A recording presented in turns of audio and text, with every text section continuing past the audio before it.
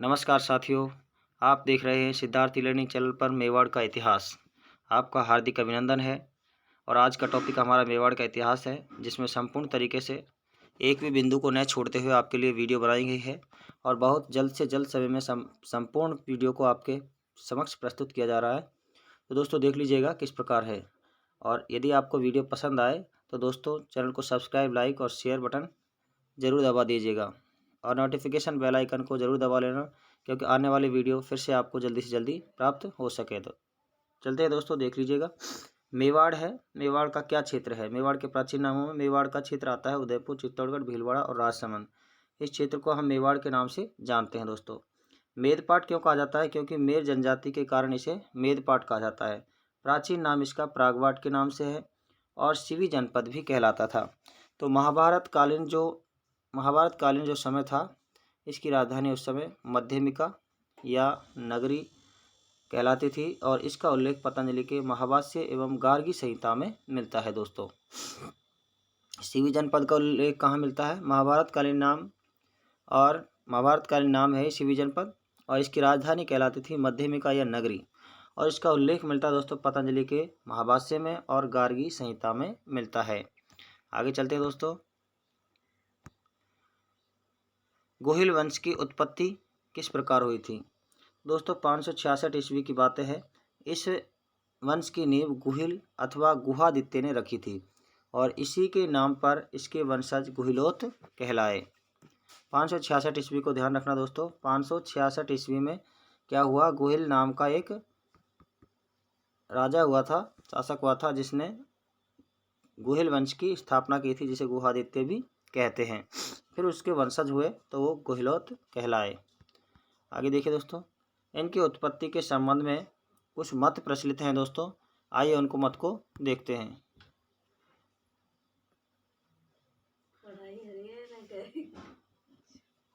इनकी उत्पत्ति सूर्यवंशी मत वीर विनोद ग्रंथ के रचयिता श्यामदास के अनुसार गुहिल और विशुद्ध क्षत्रिय हैं तथा भगवान राम के वंशज माने जाते हैं। सूर्यवंशी मत है।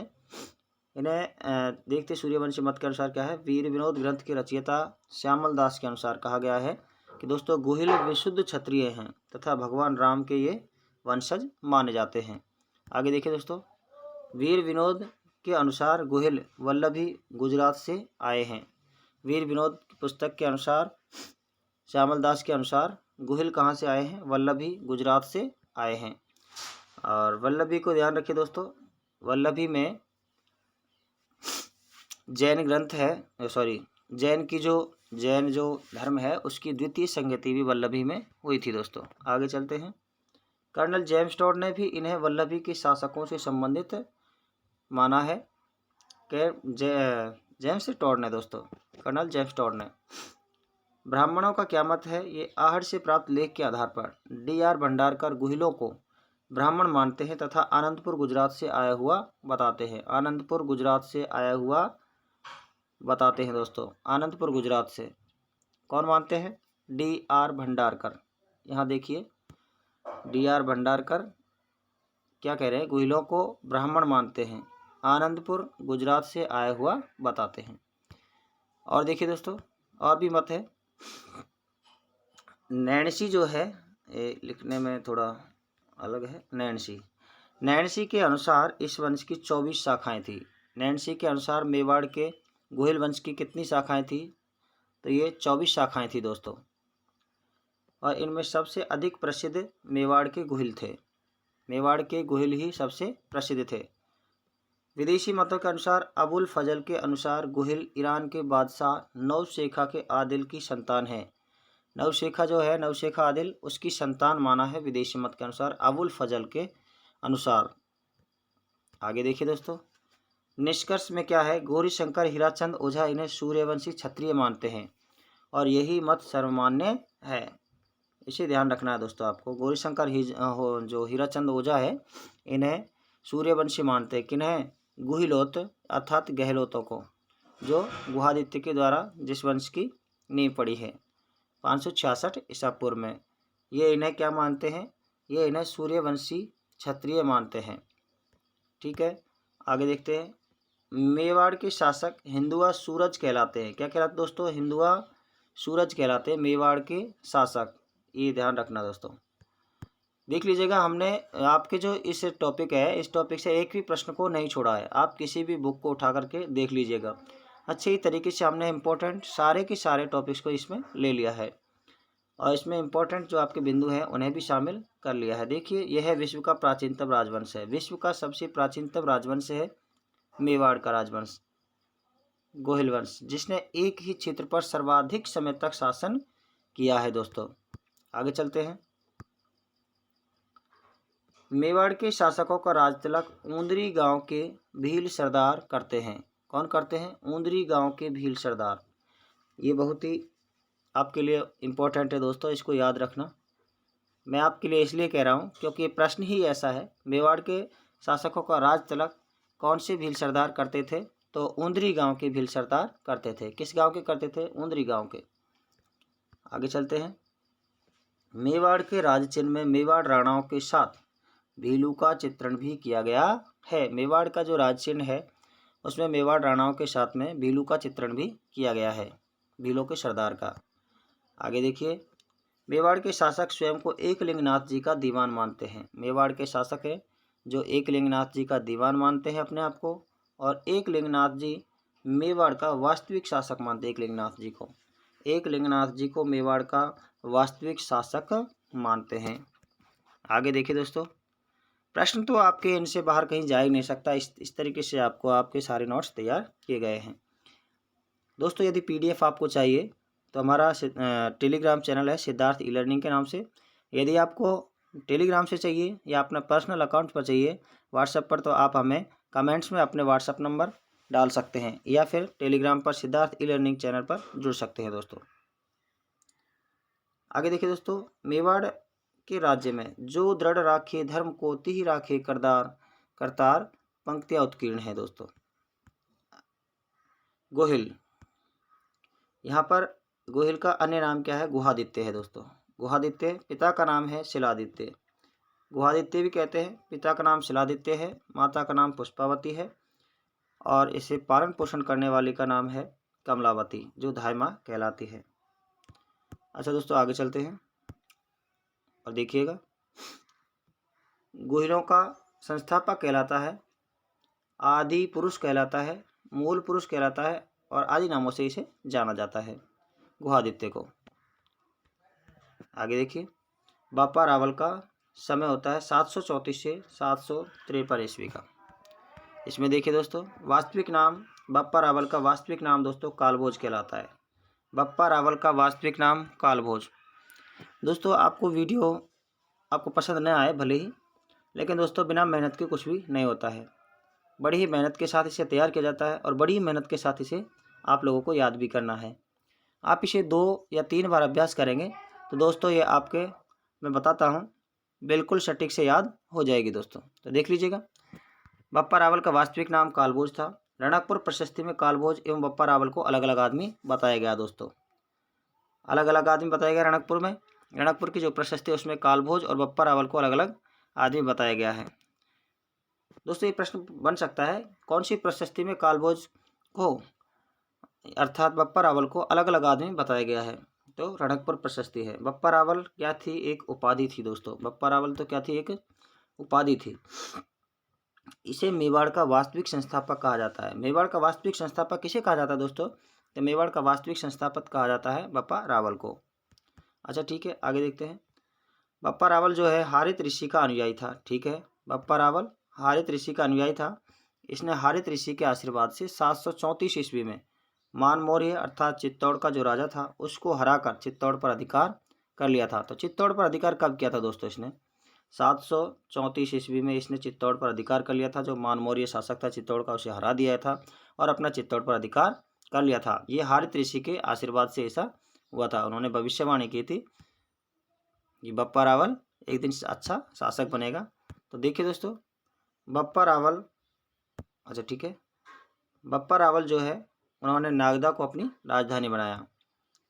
आगे देखिए, बप्पा रावल ने नागदा के पास कैलाशपुरी में एकलिंगनाथ जी का मंदिर बनवाया। एकलिंगनाथ जी मेवाड़ के शासकों के कुल देवता हैं? दोस्तों प्रश्न बनता है बप्पा रावल ने या फिर एकलिंगनाथ जी का मंदिर किसने करवाया? तो एकलिंगनाथ जी का मंदिर का निर्माण करवाया बप्पा रावल ने। ठीक है, अच्छा बप्पा रावल ने करवाया, तो एकलिंगनाथ जी का मंदिर कहाँ स्थित है? तो दोस्तों कैलाशपुरी उदयपुर में। कहाँ है? कैलाशपुरी उदयपुर में। अच्छा एक बात और है, ये देखिए एकलिंगनाथ जी मेवाड़ के शासकों के क्या क्या हैं? कुल देवता। तो मेवाड़ के शासकों के कुल देवता कौन हैं? एकलिंगनाथ जी। यहाँ पर देखिए 2-3 प्रश्न स्वतः ही बन जाते हैं। आपको तो इन्हें सिर्फ थ्योरेटिकल याद रखना है, प्रश्न तो आपके दिमाग में अपने आप ही हल हो जाते हैं। एकलिंगनाथ जी मेवाड़ के शासकों के कुल देवता हैं। मेवाड़ के शासकों के कुल देवता क्या है? एकलिंगनाथ जी। ठीक है दोस्तों, ठीक है आगे चलते हैं। सास बहू के मंदिर का निर्माण भी बप्पा रावल ने करवाया था। किसने करवाया था? बप्पा रावल ने। सास बहू जो है, सास बहू का मंदिर कहाँ है? नागदा उदयपुर में। कहाँ दोस्तों? नागदा उदयपुर में है, ये भी आपको याद रखना है। आगे देखिए बप्पा रावल ने मेवाड़ में खुद के नाम के सिक्के चलाए। ठीक है, और देखिए इन्होंने राजधानी बनाया था जिनमें नागदा, आहड़ और चित्तौड़ तीनों ही थी। ठीक है, आगे देखिए बप्पा रावल मुस्लिम सेना को हराते हुए गजनी तक गए तथा वहां राजा सलीम को भी हराया और अपने भांजे को वहां राजा बनाया। तो देखिए बप्पा रावल मुस्लिम सेना को हराते हुए गजनी तक चले गए थे और वहां के राजा सलीम को भी हरा दिया था और वहां अपने भांजे को राजा बनाया था। ठीक है, आगे चलते हैं। रावलपिंडी ये पाक का शहर है और बप्पा रावल के नाम के कारण ही रावलपिंडी पड़ा है। ये देखिए दोस्तों, फिर आगे चलते हैं और ये रहा। सीवी वैद ने बप्पा रावल की तुलना फ्रांस का कमांडर चार्ल्स मर्टेल से की है। ठीक है, प्रश्न बनता है किसने बप्पा रावल की तुलना फ्रांस के कमांडर चार्ल्स मर्टेल से की है? तो ठीक है दोस्तों, किसने की है? सीवी वैद ने। अच्छा ठीक है, ऐसे करते हैं प्रश्न को। सीवी वैद ने बप्पा रावल की तुलना फ्रांस के किस कमांडर से की है? तो उत्तर बनता है चार्ल्स मार्टेल से। दोस्तों दोनों तरीके से, किसी भी तरीके से प्रश्न आ सकता है। तो सीवी वैद ने बप्पा रावल की तुलना किससे की है? फ्रांस के किस कमांडर से की है? तो चार्ल्स मार्टेल से की है। या किससे की है? तो फ्रांस का कमांडर चार्ल्स मार्टेल है। उल्टा सीधा आप जैसे भी चाहें प्रश्न आपको मिल जाएगा। आपको तो सिर्फ इस तरीके से थ्योरेटिकल थोड़ा याद रखना है। मैंने मोस्ट जो इम्पोर्टेंट है पॉइंट में उसको रेड कलर में भी कर दिया है। बप्पा रावल की समाधि कहाँ बनी हुई है दोस्तों? तो नागदा में बनी हुई है।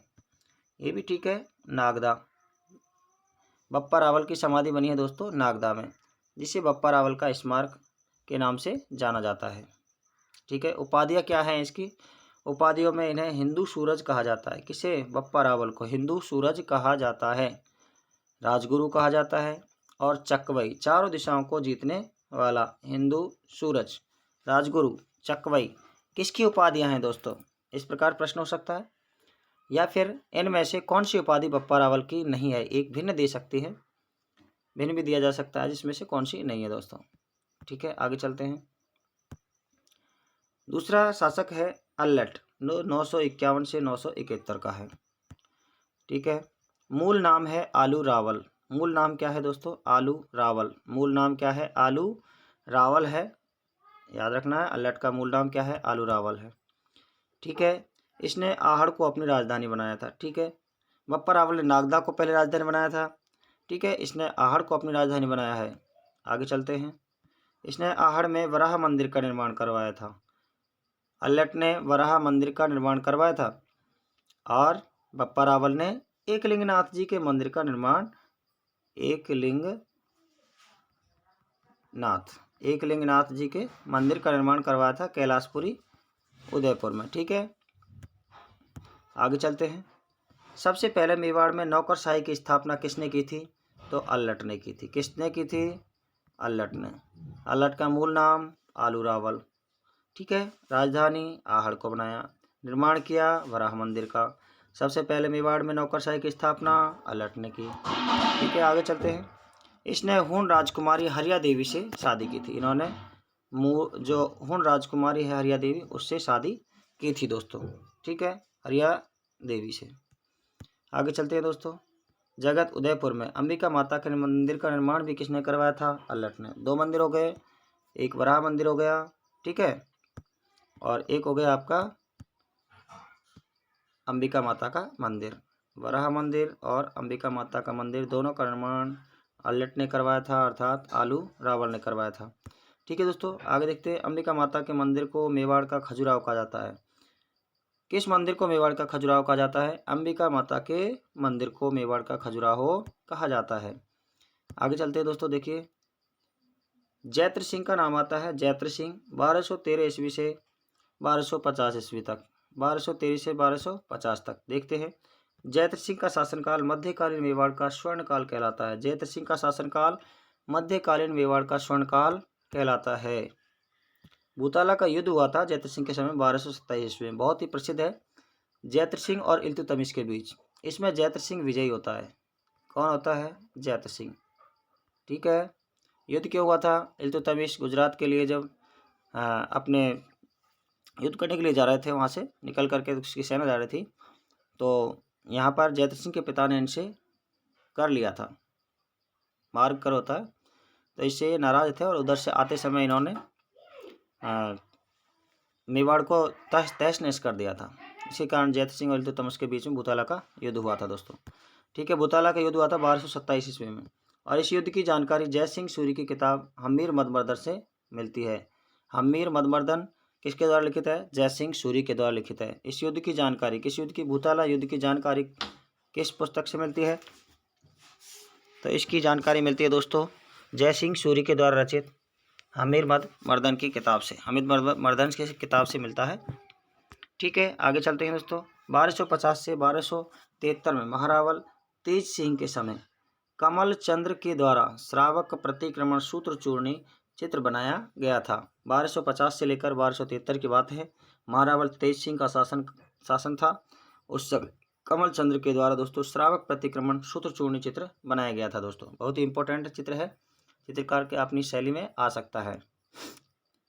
आगे देखिए दोस्तों, आगे बात करते हैं हम रतन सिंह की। तो रतन सिंह चौथा शासक यहाँ पर 1302 से 1303 की 3 ईस्वी की बात करते हैं।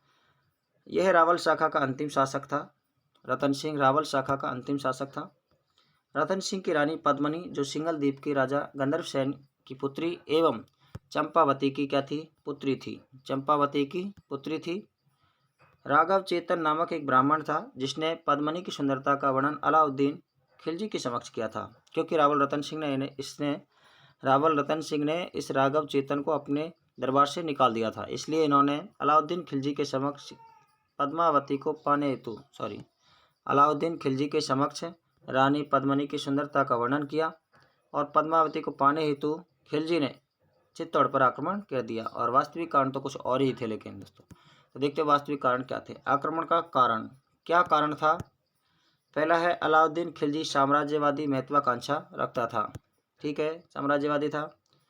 सामरिक व व्यापारिक महत्व का होना चित्तौड़गढ़ क्या था? सामरिक एवं व्यापारिक महत्व का बहुत अधिक योग्य था। अलाउद्दीन खिलजी की बात करते हैं तो प्रतिष्ठा का प्रश्न था उसके लिए कि चित्तौड़गढ़ को हमें जीतना है। अच्छी बात है, आगे देखते हैं।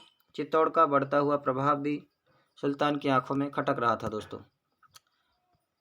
25 अगस्त 1303 ईस्वी की बात है, चित्तौड़ का पहला साका हुआ था दोस्तों। 25 अगस्त 1303 ईस्वी को अलाउद्दीन खिलजी ने चित्तौड़ पर कब्जा कर लिया था। ठीक है, रानी पद्मनी के नेतृत्व में 1600 महिलाओं ने जोहर किया था और जीतने के बाद अलाउद्दीन खिलजी ने वहां पर निर्दोष 30,000 लोगों का नरसंहार करवाया था दोस्तों। 30,000 लोगों का नरसंहार किया था। इस युद्ध में गोरा व बादल लड़ते हुए मारे गए थे। केसरिया किया था रावल रतन सिंह। सिसोदा गांव का लक्ष्मण सिंह अपने 7 पुत्रों सहित लड़ता हुआ मारा गया था। सिसोदा गांव का लक्ष्मण सिंह अपने 7 पुत्रों सहित लड़ता हुआ मारा गया था। किस गांव का था? प्रश्न ऐसे बन सकता है दोस्तों, सिसोदा गांव का था। खिलजी चित्तौड़ जीत लेता है। उसने चित्तौड़ का नाम खिजराबाद अपने पुत्र को सौंप दिया। खिजराबाद रखकर अपने पुत्र को सौंप दिया। नाम रख दिया चित्तौड़गढ़ का खिजराबाद और अपने पुत्र जो है उसका खिजराबाद, उस खिजर खां को सौंप दिया। अलाउद्दीन खिलजी का पुत्र था खिज्र खां दोस्तों, सॉरी, खिज्र खां। और उस खिज्र खां को उन्होंने चित्तौड़ को जीत करके सौंप दिया और उसका नाम रख दिया खिजराबाद। ठीक है। 1311 ईस्वी तक खिज्र खां चित्तौड़ पर रहता है। उसके बाद वह किला मालदेव मुछाला यानी कि मालदेव मुछाला को सौंप कर वापस चला जाता है 1311 ईस्वी में। ठीक है। आगे देखिए, खिज्र खां ने गंभीर नदी पर पुल भी बनाया था। खिज्र खां ने गंभीर नदी पर पुल बनाया था। खिज्र खां ने यहाँ धाईवा पीर की दरगाह का निर्माण करवाया था। ये ध्यान रखना, मेवाड़ में चित्तौड़गढ़ में जहाँ खिज्र खां ने धाईवा पीर की दरगाह का निर्माण करवाया था। और इस मकबरे के फारसी लेख में अलाउद्दीन खिलजी को ईश्वर की छाया और संसार का संरक्षक बताया गया। अलाउद्दीन खिलजी को ईश्वर की छाया और संसार का संरक्षक बताया गया है। अमीर खुसरो की पुस्तक है खजाइनुल फुतूह अथवा तारीख-ए-इलाही, क्योंकि अमीर खुसरो वहाँ पर इस युद्ध का एक पूर्ण दृश्य यानी कि उसको देखने वाला दर्शक था, तो वहाँ का एक इतिहासकार भी था जो अलाउद्दीन खिलजी का था। तो इन्होंने अपनी पुस्तक खजाइनुल फुतूह अथवा तारीख-ए-इलाही में इस युद्ध का वर्णन दिया है दोस्तों। 1540 में मलिक मोहम्मद जायसी ने अवधी भाषा में पद्मावत ग्रंथ की रचना की है, जिसमें अलाउद्दीन खिलजी और पद्मिनी के प्रेम आख्यान का वर्णन किया गया है दोस्तों। मलिक मोहम्मद जायसी ने 1540 में एक पुस्तक लिखी है, ग्रंथ लिखा है, जिसे कहते हैं हम पद्मावत ग्रंथ। क्या कहते हैं? पद्मावत ग्रंथ कहते हैं। कर्नल जेम्स टॉड तथा मुनोत नैन्सी ने भी इस कहानी को स्वीकार किया है। कर्नल जेम्स टॉड तथा मुनोत नैन्सी ने भी इस कहानी को स्वीकार किया है, अलाउद्दीन खिलजी और पद्मिनी के प्रेम को। अच्छा ठीक है, आगे देखते हैं। सूर्यमल मिश्रण ने इस कहानी को अस्वीकार किया है। सूर्यमल मिश्रण ने इस कहानी को अस्वीकार किया है। धन्यवाद दोस्तों, मेरी वीडियो